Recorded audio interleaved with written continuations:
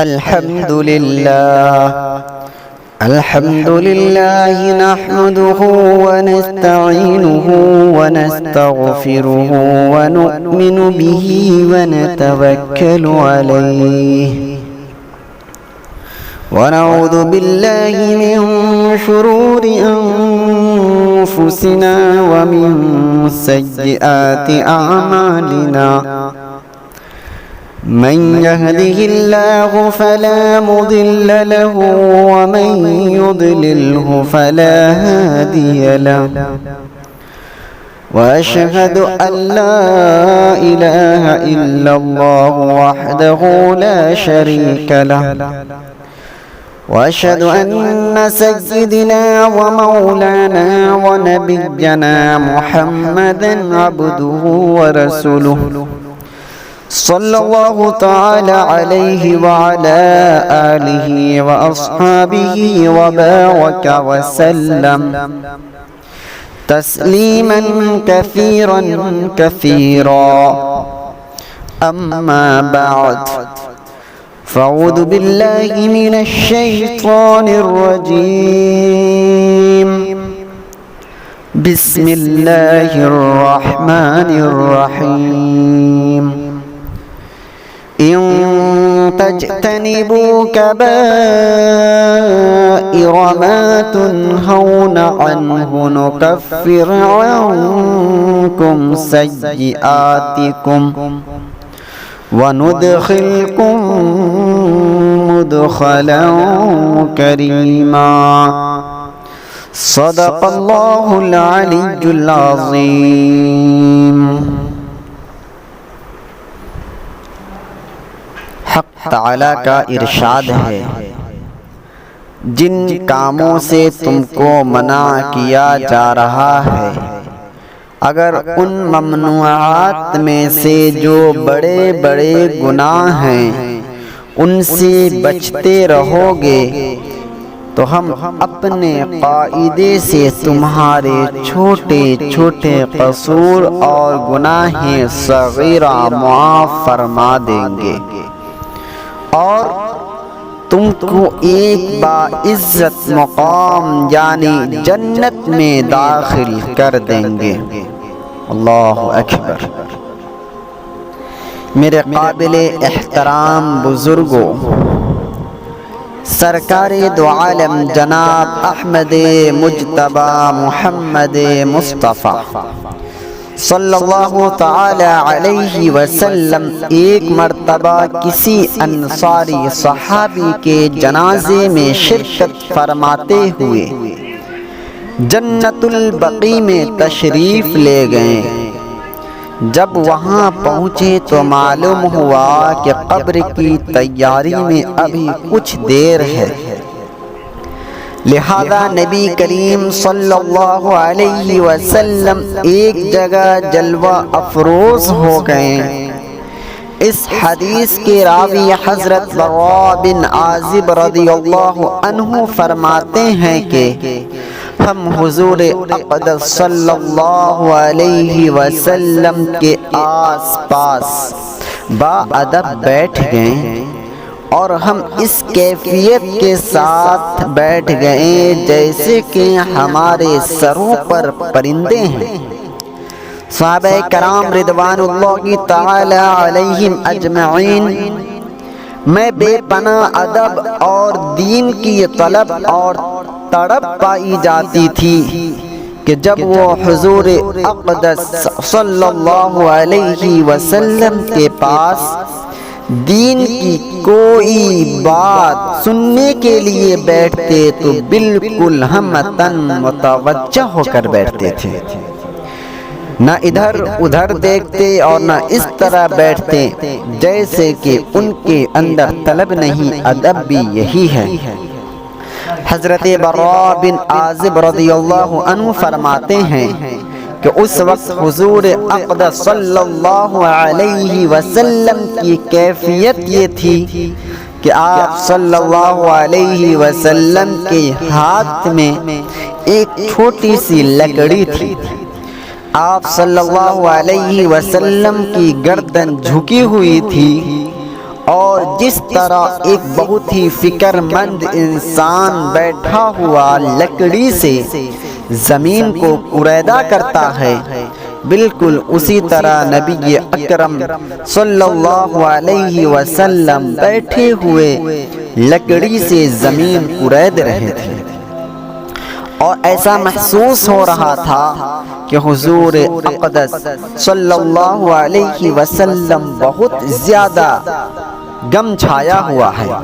یعنی حضور اقدس صلی اللہ علیہ وسلم پر بہت زیادہ غم چھایا ہوا ہے، اور بہت گہری فکر اور سوچ میں آپ متفکر ہیں، اور ہم سب صحابہ خاموش بیٹھے ہیں۔ اسی دوران سرکار دو عالم صلی اللہ علیہ وسلم نے 2 یا 3 مرتبہ اپنا سر مبارک اٹھایا اور فرمایا کہ قبر کے عذاب سے پناہ مانگو، قبر کے عذاب سے پناہ مانگو، قبر کے عذاب سے پناہ مانگو۔ اس کے بعد آپ صلی اللہ علیہ وسلم نے قبر کے عذاب اور ثواب کے بارے میں کافی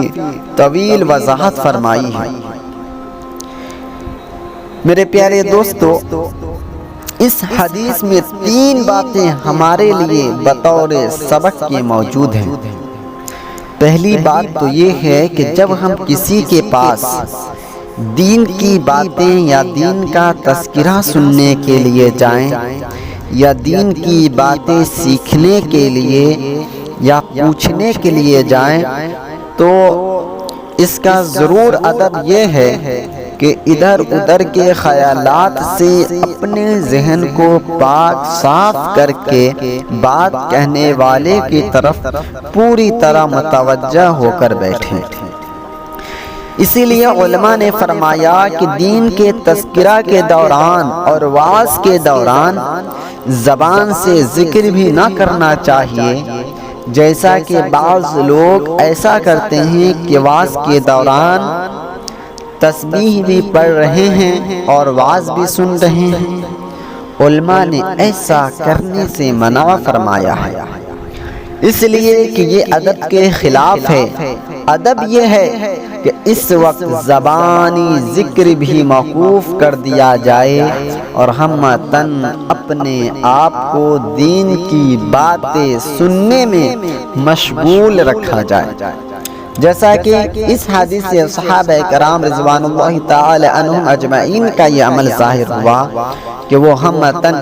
حضور اقدس صلی اللہ علیہ وسلم کی طرف متوجہ ہو کر بیٹھے تھے، اور ایسے جامد اور ساکت بیٹھے تھے جیسے ان کے سروں پر پرندے بیٹھے ہیں، اس لیے کہ پرندہ ہمیشہ جامد اور غیر جاندار چیز پر بیٹھتا ہے، گویا کہ وہ بالکل بے جان ہو کر اس طرح بیٹھے ہیں کہ دل بھی حاضر ہے اور دماغ بھی حاضر ہے۔ دوسرا ادب اس حدیث سے یہ معلوم ہوا کہ قبرستان پہنچنے کے بعد اگر قبر کے تیار ہونے میں کچھ دیر ہو تو قبرستان میں بیٹھ سکتے ہیں، لیکن کسی قبر پر نہیں بیٹھنا چاہیے اور نہ کسی قبر پر کھڑے ہونا چاہیے۔ آج کل لوگ جب قبرستان جاتے ہیں تو بہت سے لوگ قبروں پر بیٹھ جاتے ہیں یا کھڑے ہو جاتے ہیں۔ شرعاً اس کی اجازت نہیں، یہ ناجائز ہے، اس لیے قبر سے ہٹ کر بیٹھنا چاہیے، اور قبرستان میں چلتے وقت قبروں کے اوپر نہیں چلنا چاہیے، بلکہ جو گزرگاہ بنی ہو اس پر چلنا چاہیے۔ ایک اور ادب اس حدیث میں ہمارے لیے یہ ہے کہ قبرستان میں جا کر ہمیں اپنی موت کو سوچنا چاہیے، اپنی قبر کو سوچنا چاہیے۔ آج کل اس ادب سے ہمارے اندر بڑی غفلت پائی جا رہی ہے، جب ہم قبرستان کی طرف جاتے ہیں تو بھی دنیا کی باتیں کرتے ہیں، اور قبرستان میں پہنچ کر بھی دنیا ہی کی باتیں کرتے ہیں۔ وہاں کی قبروں کو دیکھ کر ہمیں اپنی قبر اور اپنی موت یاد آنی نہیں آتی، حالانکہ قبرستان جانے کا اصل ادب یہی ہے کہ وہاں جا کر اپنی موت کو یاد کریں۔ اپنے مرنے کو سوچے اور مرنے کے بعد اپنے قبر کے احوال کو سوچے، اور یہ سوچے کہ آج یہ لوگ جو قبروں میں مدفون ہیں، ایک وقت وہ تھا جب یہ بھی ہماری طرح دنیا میں کھاتے پیتے رہتے تھے، لیکن آج ہمیں قبروں کے اندر عذاب میں ہیں یا ثواب میں ہیں کچھ پتہ نہیں۔ ہمیں بھی ایک دن یہاں پہنچنا ہے، جس طرح آج میں ایک جنازہ کو لے کر یہاں آیا ہوں، اسی طرح ایک دن مجھے بھی جنازہ کی صورت میں یہاں لایا جائے گا۔ ایک روز موت آ جائے گی، اس وقت نہ بیوی ساتھ آئے گی اور نہ مال ساتھ آئے گا، بہت بچے قبر تک آ جائیں گے۔ زندگی بھر کی محبت کا صلہ یہ دے گئے، زندگی بھر کی محبت کا صلہ یہ دے گئے، دوست اور احباب آ کر مجھے مٹی دے گئے۔ کتنا بھی گہرے سے گہرا دوست ہو، اس کی یہ کوشش اور خواہش ہوتی ہے کہ کم از کم مٹی دینے میں ضرور شرکت ہو جائے، اور اس کو اس مرنے والے کا آخری حق سمجھا جاتا ہے۔ اسی کو آدمی سوچ لے کہ دنیا میں جتنے دوست و احباب ہیں وہ بہت سے بہت اتنا کریں گے کہ ہمیں قبرستان پہنچا دیں گے، اور تین تین مٹھیاں مٹی ڈال کر چلے جائیں گے، اور زبان سے یہ کہیں گے کہ آگے تو جا،